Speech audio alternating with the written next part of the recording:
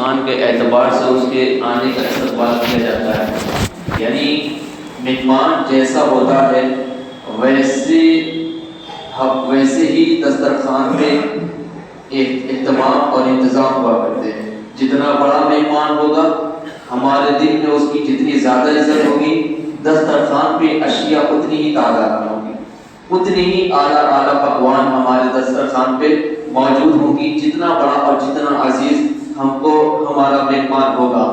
عزیزان گرامی، تو یہ کھانے والا مہمان نہیں آ رہا، بلکہ وہ مہمان آ رہا ہے ماہ رمضان مبارک، جو اللہ رب العزت کا احسان ہے، جو بخشش کرانے آ رہا ہے، جو نجات کرانے آ رہا ہے، جو رحمتیں لٹانے آ رہا ہے، جو عذاب سے بچانے آ رہا ہے، جو برکتیں لٹانے آ رہا ہے۔ اب اتنا بڑا مہمان آ رہا ہے تو ہونا تو چاہیے کہ اس کے آنے کا بھی استقبال کے لیے ہم بھی اعلیٰ اہتمام کریں، ہم بھی اعلیٰ انتظام کریں، ہم بھی بہترین انتظام کریں۔ اب اس کے آنے کا انتظام یہ نہیں کہ ہم اعلیٰ سے اعلیٰ اشیاء دسترخوان پہ سجائیں، اس کے آنے کا استقبال کا یہ مطلب نہیں کہ ہم اپنے زیب و زینت کو بڑھا لیں، ہم اپنے گھروں کو سجا لیں، یہ بھی کر سکتے ہیں شریعت کے دائرے میں، لیکن اصل یہ نہیں ہے۔ اصل ماہ رمضان المبارک کے استقبال کا مفہوم اور معنی یہ ہے کہ اگر ہم نماز پڑھتے ہیں تو ہماری عبادت میں اور اخلاص پیدا ہو جائے، اگر ہم عبادت و ریاضت کرتے ہیں تو ہماری عبادت و ریاضت میں اور اضافہ ہو جائے، اگر ہم صدقہ و خیرات کرتے ہیں تو اور مزید صدقہ و خیرات کرنے والے بن جائیں، اگر غریبوں کی مدد کرنے والے ہیں تو مزید غریبوں کی مدد کرنے والے بن جائیں۔ الغرض کہ اگر کوئی اچھے کام کرنے والے ہیں تو ان اعمال میں اور بڑھاپا ہو جائے اور اضافہ ہو جائے، یہ استقبال رمضان ہے، یہ ماہ رمضان کا اہتمام ہے، یہ رمضان مبارک کا اہتمام ہے۔ عزیزان گرامی، اگر عمل ہی نہیں کرتے تو عمل کرنے والے بن جائیں، یعنی کہ اگر نماز نہیں پڑھتے تو نماز پڑھنے والے بن جائیں، یہ استقبال رمضان ہے۔ اگر تلاوت قرآن نہیں کرتے، تلاوت قرآن کرنے والے بن جائیں، یہ استقبال رمضان ہے۔ صدقہ و خیرات نہیں کرتے، صدقہ و خیرات کرنے والے بن جائیں، یہی استقبال رمضان ہے۔ اور عزیزان گرامی، میرے مہمان کی اگر آپ عزت کریں گے، میں اپنے مہمان کو آپ کے پاس بھیجتا ہوں، اپنے عزیز اور پیارے مہمان کو آپ اس کی خاطرداری کریں گے، آپ اس کو خوش کر دیں گے، تو صرف وہ خوش نہیں ہوگا بلکہ میں خوش ہو جاؤں گا، میں راضی ہو جاؤں گا۔ کیوں؟ کیونکہ آپ نے میرے مہمان کو خوش کیا، آپ نے میرے مہمان کو خوش کیا، گویا مجھے خوش کیا۔ اب بلا تفصیل یہ مہمان رب العالمین ہے، اگر اسے جس نے خوش کیا اس نے حقیقت میں اللہ رب العزت کو خوش کیا، اور جس نے رمضان کو ناراض کیا اس نے اللہ رب العزت کو ناراض کیا۔ اب اس کی خوشی کا عالم کیا ہے؟ پھر وہی بات آتی ہے، اس کی خوشی کسی میں ہے کہ اس کے حق کو ادا کیا جائے۔ رمضان کا حق کیا ہے؟ اس کا حق یہ ہے کہ روزہ رکھا جائے، اور روزہ رکھنے کا مطلب یہ نہیں ہے کہ 16 گھنٹہ 17 گھنٹے بھوکے رہیں، نہیں، صرف پیٹ میں کوئی غذا نہ جائے اس کا نام روزہ نہیں۔ آنکھوں سے حرام نہ دیکھے اس کو روزہ کہتے ہیں، کانوں سے برا نہ دیکھے، برا نہ سنے، اس کو روزہ کہتے ہیں، زبان سے حرام کلمات نہ کہیں، اس کو روزہ کہتے ہیں، ہاتھ سے حرام شے کو نہ چھوئے، اس کو روزہ کہتے ہیں، قدم سے حرام کی طرف نہ بڑھے، اس کو روزہ کہتے ہیں، پیٹ میں غذا ڈالنے سے بچنے کے ساتھ ساتھ جسم کے تمام عضو کا روزہ رکھنا، اسے روزہ کہتے ہیں، اور یہی لوگوں کے روزہ ہے۔ تو اس شان کے ساتھ اگر اس معیار کے ساتھ آپ اور ہم روزہ رکھتے ہیں تو ہم روزہ کے حق کو ادا کرنے والے ہیں، روزہ رکھ رہے ہیں، نام ہے کہ میں روزہ ہوں، صبح صادق سے کھانا بند کر دیا، لیکن فلموں میں دیکھ کر دن گزر رہا ہے، ڈرامے دیکھ کر دن گزر رہا ہے، جھوٹ بول کر غیبت کر کے زنا کاری فحش گوئی تمام بدعمالیوں کے ساتھ دن گزر رہا ہے، تو یہ روزے کا حق ادا نہیں ہوا، یہ روزہ تیرے میرے کام آنے والا نہیں۔ روزہ وہ روزہ ہے کہ جسم کے ہر عضو کے ساتھ رکھا جائے، وہی روزہ اللہ رب العزت کی بارگاہ میں قبول و مقبول ہوگا۔ ہاں، جسم کے تمام عضو کا روزہ رکھنا ہے۔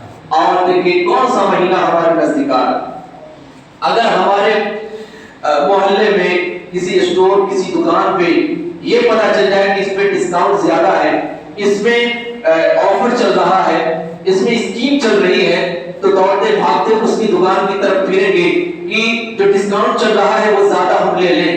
میاں دنیاوی معاملات میں اگر یہ چیز ہم دیکھ رہے ہیں، اخروی معاملات میں بھی تو دیکھنا یہ رمضان مبارک زبردست آفر والا مہینہ ہے، نیکیوں کا آفر والا مہینہ ہے، زبردست نیکیوں کی اسکیم لے کر آ رہا ہے۔ عزیزان گرامی، اس کی اہمیت کیا ہے، اس میں اسکیم کیا ہے، اس میں آفر کیا ہے؟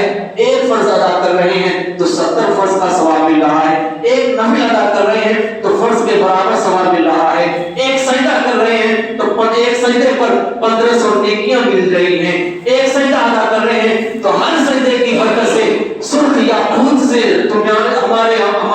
ہمارے لیے جنت میں مال تیار کیا جا رہا ہے۔ سبحان اللہ، ایک سجدہ رمضان مبارک میں ایک سجدہ ادا کرنے سے سرخ یاقوت سے ہمارے لیے جنت میں محل بنایا جائے گا۔ سبحان اللہ، یہ وہ شاندار مہینہ، وہ عظمتوں، وہ رحمتوں، وہ برکتوں والا مہینہ ہمارے درمیان آ رہا ہے۔ ان قریب وہ مہینہ آنے والا ہے، تو اس کے آنے سے پہلے ہمارا ذہن اس کے استقبال والا بن جائے، اس کے آنے سے پہلے اس کا احترام کرنے والا ذہن ہمارا بن جائے، اس کے آنے سے پہلے اس کی اہمیت کو سمجھنے والے ہم تو بن جائیں کہ آ کون سا رہا مہینہ، آ کون سا رہا ہے، اس کی اہمیت اور اس کی فضیلت، اس کی برکتیں کیا ہیں۔ اس کی اہمیت کے لیے یہ حدیث کافی ہے ہمیں اور آپ کو سمجھنے کے لیے۔ رحمت دارین سرور دو عالم غیب بتانے والے نبی صلی اللہ تعالی علیہ وسلم ارشاد فرماتے ہیں، جس کا مفہوم و خلاصہ یہ ہے کہ لوگوں کو اگر رمضان المبارک کی اہمیت پتہ لگ جائے، رمضان مبارک کی اہمیت لوگوں کو پتہ چل جائے تو وہ تمنا کریں گے اے کاش سال رمضان کا مہینہ چلے۔ ایک مہینہ نہیں، اگر اس کی اہمیت سمجھ جائیں تو لوگ تمنا کریں گے اے کاش پورے سال ہی رمضان کا مہینہ چلتا رہے، یہ رمضان مبارک۔ اور دیکھیں مولا کائنات علی المرتضی شیر خدا کرم اللہ تعالی وجہ الکریم فرماتے ہیں کہ رمضان مبارک کی اہمیت دیکھیں، آپ فرماتے ہیں، مولا علی فرماتے ہیں، اگر اللہ رب العزت کو اس امت میں عذاب نازل کرنا ہوتا، اگر اللہ تعالیٰ کو اس امت میں عذاب نازل کرنا ہوتا تو دو چیزیں اس امت کو نہیں دیتا۔ مولا علی فرماتے ہیں پہلی چیز یہ رمضان مبارک کا مہینہ نہیں دیتا اور سورۃ الاخلاص نہیں دیتا۔ تو عزیزان گرامی سمجھ میں کیا آیا؟ یہ رمضان اور سورہ اخلاص، رمضان مبارک یہ عذاب سے بچانے والا مہینہ ہے، یہ رحمتیں لٹانے والا مہینہ ہے، یہ برکتیں لٹانے والا اور نجات دلانے والا مہینہ ہے۔ اتنی برکتیں سمیٹے ہوئے، اتنی عظمتیں سمیٹے ہوئے، اتنا معزز اور اتنا اعلیٰ مرتبے والا مہینہ جب ہمارے درمیان آ رہا ہے تو اس کا استقبال ہونا چاہیے، ہرگز ہونا چاہیے اور اس کی شان کے مطابق ہونا چاہیے۔ اس کی شان کے مطابق تو ہم نہیں کر سکتے، لیکن حد الامکان اس کا استقبال، اس کا اہتمام، اس کا انتظام، اس کا احترام آپ کو اور ہم کو کرنا ہے۔ وہ اللہ رب العزت کا مہمان ہے، اس کو خوش کرنا ہے۔ اے کاش دیکھیں قرآن مجید جس مہینے میں نازل ہو وہ مہینہ بھی رمضان مبارک کا، اور اس کی مہینے کی برکت دیکھیں کہ اس مہینے میں صرف قرآن نازل نہیں ہوا، آسمانی 4 کتابیں ہیں اور چاروں کتابیں اللہ رب العزت نے رمضان مبارک کے مہینے میں ہی نازل فرمائی۔ سبحان اللہ، یہ مہینہ اس قدر عظمت اور رفعت والا ہے۔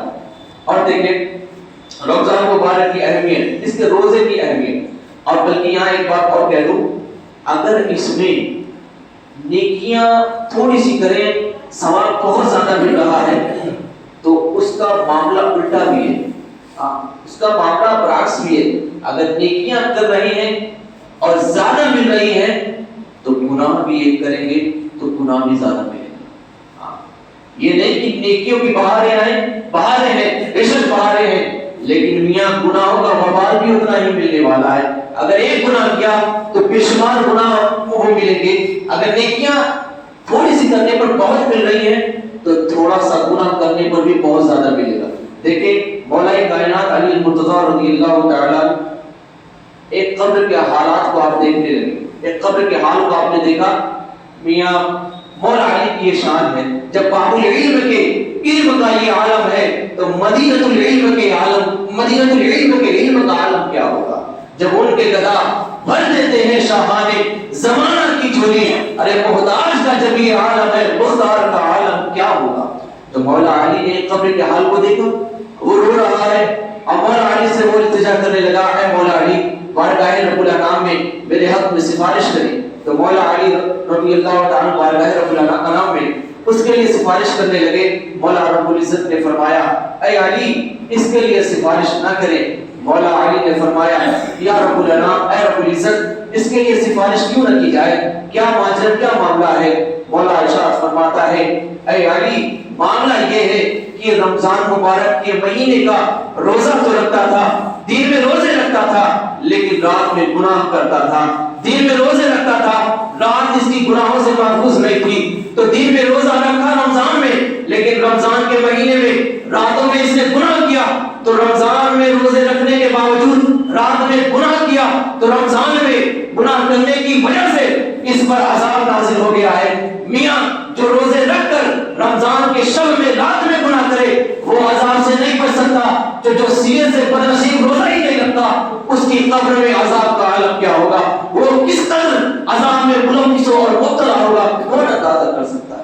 جو سینے سے روزہ ہی نہیں رکھتا پھر وہ اپنا محاسبہ کرے۔ ہم کسی کو نہیں جانتے، کسی کو ٹارگیٹ نہیں، جنرل بات کی جاتی ہے اگر ہم میں سے کوئی بھی روزہ سینے سے نہیں رکھتا بلا عذر شرع روزہ نہیں رکھتا، بلا مجبوری کے نہیں رکھتا، پھر وہ اپنی حالت کا خود جائزہ لے۔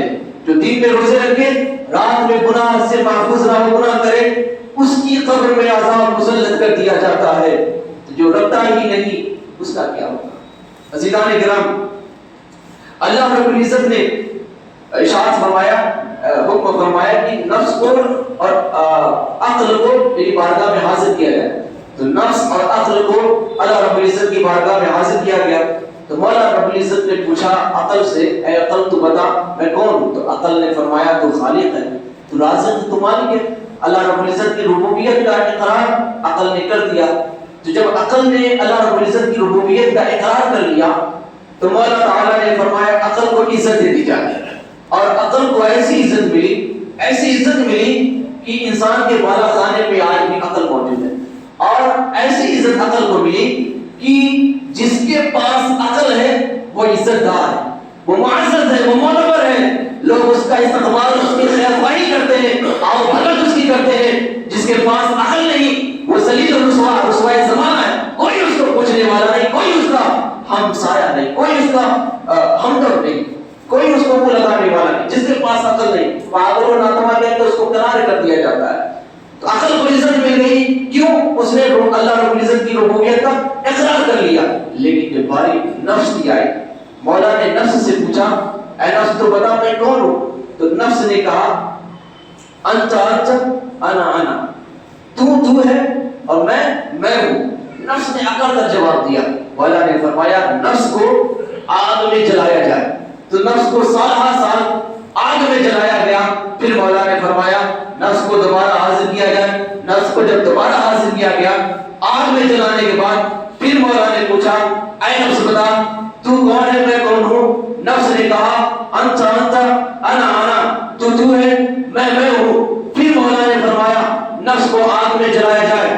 دو مرتبہ سالہ سال نفس کو آگ میں جلانے کے بعد پھر مولا نے پوچھا اے نفس بتا میں کون ہوں؟ پھر نفس نے غرور اور تکبر میں آ کر جواب دیا تو ہے میں ہوں۔ پھر مولا نے فرمایا اے فرشتوں اب اس کو آگ میں نہیں جلا بلکہ اس کو بھوکا اور پیاسا رکھا جائے، اس کو بھوکا اور پیاسا رکھا جائے۔ عزیزان گرامی جب نفس کو بھوکا اور پیاسا رکھنے کے بعد جب پھر مولا نے حکم فرمایا اب نفس کو دوبارہ حاضر کیا جائے، جب نفس پھر بارگاہ رب العزت میں حاضر کیا گیا اب مولا نے پوچھا اے نفس بتا تو میں کون ہوں؟ اب نفس نے کہا تو خالق ہے، تو رازق ہے، تو مالک ہے۔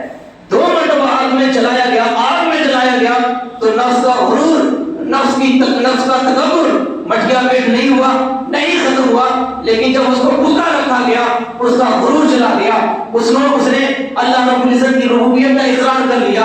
تو عزیزان گرامی بات یہ سمجھ میں آ گئی آپ کو اور ہم کو اگر اپنے نفس کو مارنا ہے آگ میں خود کو جلنے کی ضرورت نہیں، آگ میں خود کو جلانے کی ضرورت نہیں، میدان میں جانے کی ضرورت نہیں، تلوار اٹھانے کی ضرورت نہیں۔ اگر اپنے نفس کو شکست دینا ہے، اپنے نفس پہ غالب آنا ہے، اپنے نفس سے فتح پانی ہے، تو عزیزان گرامی بھوکے رہنے والے بن جائے۔ بھوکے رہنے کی برکت سے نفس مرنے لگے گا، نفس کی خواہشات مرنے لگے گی، نفس کا عروج یہ زوال میں تبدیل ہو جائے گا۔ لیکن آج کی تاریخ میں بھوکے رہنا بڑا مشکل تھا۔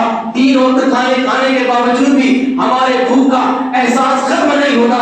قربان جائے شریعت مصطفیٰ پر، قربان جائے مذہب اسلام پر، قربان جائے شعار اسلام پر کہ اللہ رب العزت نے ہم بندوں میں 12 مہینے میں ایک مہینہ ایسا عطا فرما دیا کہ جس مہینے میں اللہ رب العزت نے خلاق کائنات نے ہم پہ روزے فرض فرما دیے۔ یوں تو بھوکا رہنا بڑا مشکل امر تھا، لیکن اللہ رب العزت نے ہمیں فرض کے طور پر ایک رمضان کا مہینہ عطا فرما دیا، اور اس رمضان مبارک کے مہینے کی ایسی برکتیں ہیں، ایسی شان ہے، ایسی عظمتیں ہیں کہ اے بندے خدا، اگر رمضان مبارک میں تو روزے رکھتا ہے، اگر تیرے منہ سے روزے کی حالت میں جو بو نکلتی ہے، تو تیرے خالق تیرے مالک کی بارگاہ میں تیرے منہ سے نکلنے والی بو مشک سے بہتر و افضل ہے۔ روزے کی حالت میں جو تیرے منہ سے بو نکلے گی، وہ بو تیرے مولا کے نزدیک مشک کی خوشبو سے زیادہ بہتر و افضل ہے۔ یہ روزے کی حالت عزیزان گرامی، یہی وجہ ہے کہ دیکھا جاتا ہے رمضان مبارک میں نمازیوں کی تعداد بڑھ جاتی ہے، یہی وجہ ہے رمضان مبارک میں قرآن مجید کی تلاوت بڑھ جاتی ہے، یہی وجہ ہے قرآن مجید رمضان مبارک میں عبادت کا ذوق اور شوق بڑھ جاتا ہے۔ کیوں؟ جب ہم روزے کی حالت میں ہوتے ہیں، جب ہم بھوکے ہوتے ہیں، تو نفس مرنے لگتا ہے، نفس کی خواہشات ختم ہونے لگتی ہیں، اور جب نفس مرنے لگتا ہے، نفس کی خواہشات مرنے لگتی ہیں، تو ہمارا ضمیر، ہمارا وجود اللہ رب العزت کی ذات کی طرف بڑھنے لگتا ہے۔ تو عزیزان گرامی، اب اس مقدس مہینے میں بھی جس مہینے میں جہنم کے دروازوں پہ تالے لگ گئے ہوں، جس مہینے میں شیطان کو قید کر دیا گیا ہو، اس مہینے میں بھی اگر کوئی جھوٹ سے نہ بچے، کوئی چغلی سے نہ بچے، کوئی غیبت سے نہ بچے، کوئی بدنظری سے نہ بچے، کوئی برے کلمات گانے والے سننے سے نہ بچے، کوئی حرام کی طرف پڑھنے سے نہ بچے، کوئی حرام چھونے کی طرف سے نہ بڑھے، رشوت لینے دینے کی طرف نہ رکے، پھر اپنے آپ کو وہ محض پر شیطان تو قید ہو چکا ہے۔ اب یہ کون سا شیطان ہے جو ان برائیوں کی طرف لے کے جا رہا ہے؟ اللہ رب العزت کہنے سننے سے زیادہ عمل کی توفیق عطا فرمائے۔ رمضان مبارک کے مہینے کا احترام کر کے اس کے روزے رکھنے اور اس کے حقوق ادا کرنے کی مولا تعالیٰ توفیق عطا فرمائے۔ آج سے پہلے میری زبان سے کوئی بھی کلمات تو پھیل ہوئے